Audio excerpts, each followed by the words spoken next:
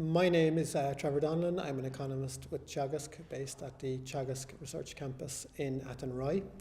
Today I'm going to talk to you about the dairy sector and how 2016 has evolved. 2016 was a more difficult year for dairy farming than the last couple of years because milk price fell to 27 cents per litre.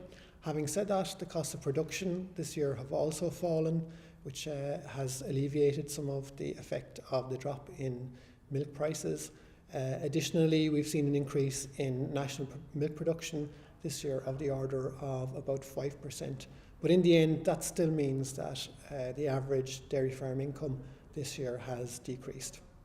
Looking at 2017, prospects are a lot more positive.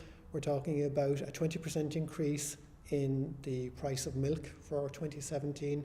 We're looking at prospects of a further increase in national milk production, which will mean that will also add to the value of the milk check that farmers receive.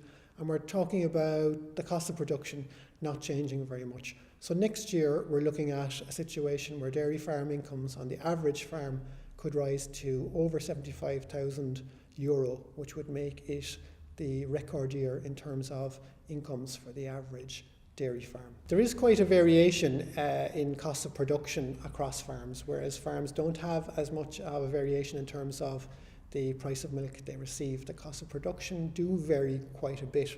So, for example, in 2016, the average cost of production was about 21 cents per litre. But you will have farms either side of that, say plus or minus 3 cents either side of that. So some farms would still have production costs of maybe 24 cents a litre, whereas at the real bottom end, in terms of the really efficient guys, their cost of production might only be 17 or 18 cents per litre.